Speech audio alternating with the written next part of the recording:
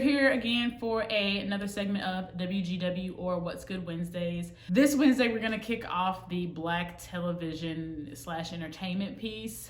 I think I mentioned before, I am really big into Black sitcoms. I've always loved Black sitcoms. I grew up watching them.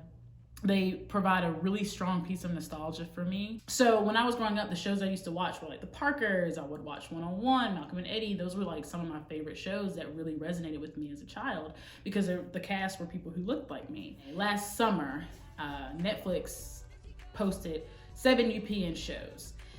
And let me see if I can remember them all without having to look. It was Sister Sister, The Game, the first 3 seasons of The Game that were on the CW before it jumped to BET. The Parkers, Girlfriends, 101, Moesha, and Half and Half. They all are on Netflix now. And I was ecstatic because those were shows I grew up watching. And so I went and watched most of them.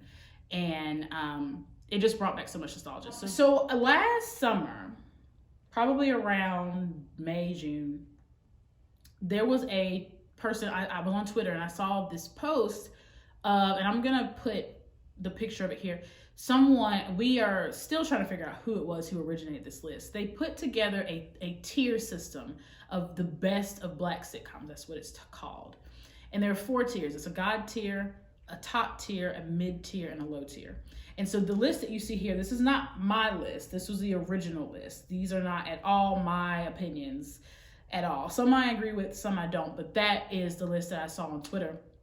And it made me want to kind of do my own analysis of some of these shows. You know, I've watched a lot of these shows for years and they just bring back good memories. But I'm challenging myself to look at these shows from a critical lens and think, okay, yes, they're enjoyable and I like them and they may or may not be guilty pleasures, but how many of these shows are actually sound? Like, are they sound in writing? Are they sound in quality? Are they sound in acting? Storyline, story arc, content? Are they culturally relevant? Are they, like what are the critical pieces of these shows, and do they hold up now? So I'm challenging myself to kind of go through this process, and which will require me to rewatch or watch some of these, because there are a few that I'm not very familiar with and that I didn't watch that much growing up, or I didn't care for growing up. So I was doing a little bit of research, trying to find if there were other people who had been doing similar things. And so I found these 2 people on YouTube, Jamal and Naima. They, I guess they're still doing weekly Instagram lives, but they have a couple of videos on YouTube where you can kind of watch. So they kind of do their own analysis of these Black sitcoms, and they kind of create their own tiers, or like they rearrange a few of these shows in these tiers, and it's really interesting. I would love to try to do it in a live where people can kind of, contest and discuss. That would be my hope. I would need to have a good number of people involved so that it can be a robust conversation.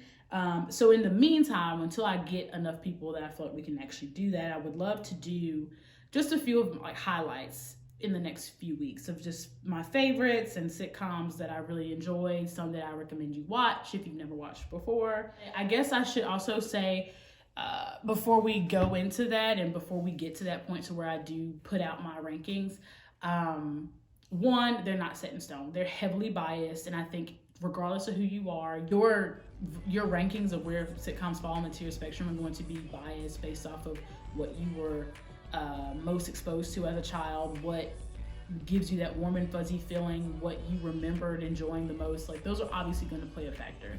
And if you didn't watch something or you weren't as familiar with it, of course it's going to result in it being lower on your list. So don't come for me if you see something that is a discrepancy. Also, something that Jamal and Naima mentioned in their video that I think is important to note is that what exactly are we considering sitcoms? So sitcoms are situational comedies. They are primarily comedic in nature, but they have some sort of a story arc that they follow. And then most of them, the traditional sitcoms, are on a television set that were originally performed in front of a live studio audience. Now they've replaced a lot of those with laugh tracks in later years. But most of them were performed in front of a live studio audience. So most shows that I will have on this list will involve that kind of typical set. There are a few that are, I would say, out of formula, such as like the Bernie Mac show. That was not a set kind of show, like your traditional television set in front of an audience. That's live action. Blackish is kind of a different, it's very similar to Bernie Mac in the setup of it. The game is in a split camp. So the game has, if I'm not mistaken, 9 seasons total, but 6 of those seasons were on BET. So the first 3 seasons were through the CW. Those were traditional sitcom types of episodes.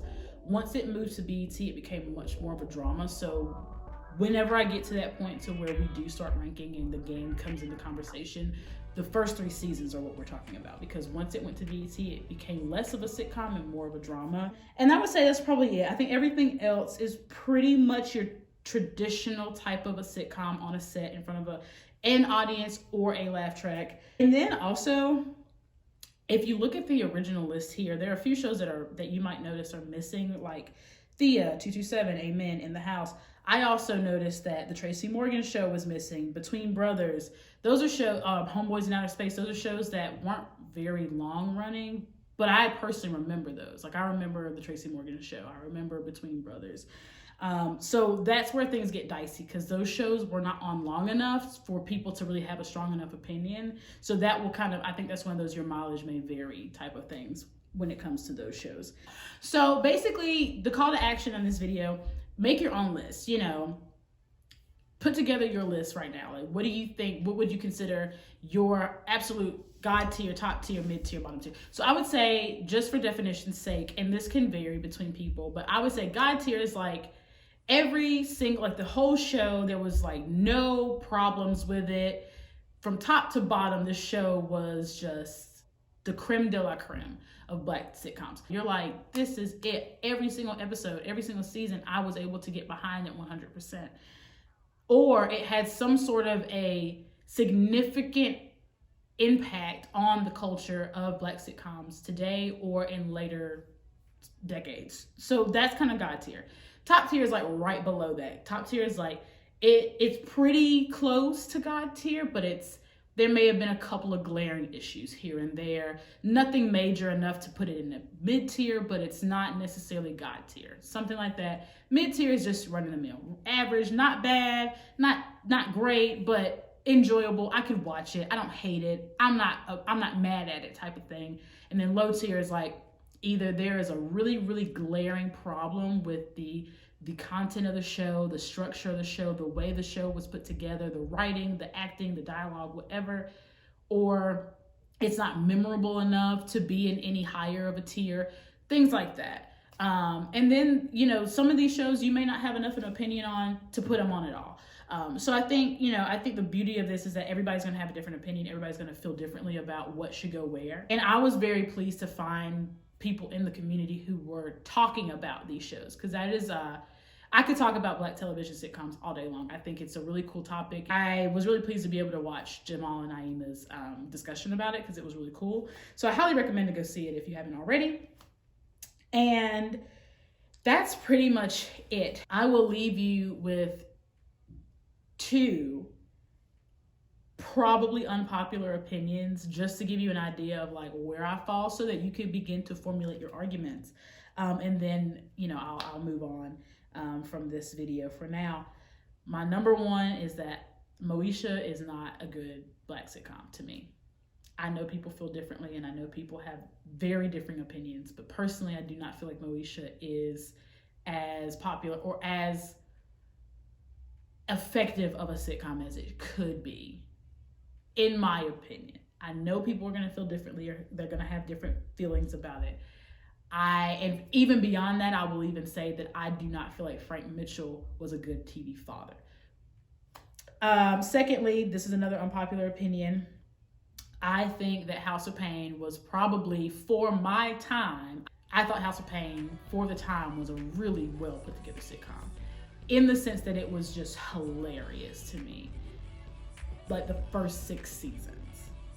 A lot of people have differing opinions about Tyler Perry and the work that he's put out. I think the first part of House of Pain was some top tier work, personally. Tell me how you feel. Do you agree? Do you disagree? I'm excited to try to get into this a little bit. I'll start off, like I said, with some highlights from some of my favorite sitcoms of all time. And then as we get a good following of this, I will do a live where I will put all of mine into a tier system and we can kind of discuss, argue, debate from there. If you like this video, give it a thumbs up, subscribe, hit the notification bell so that you know when new videos are coming out. Let me know what your favorite Black sitcoms are. Let me know what your least favorite Black sitcoms are. Give me an idea of where you fall on this tier system. Do you already have an idea? I'm just really excited to kind of get into this discussion. So with that being said, I'm Kiki. Let's get into it, and I will see you all in the next video. Bye. So they're kind of there, but depending on your familiarity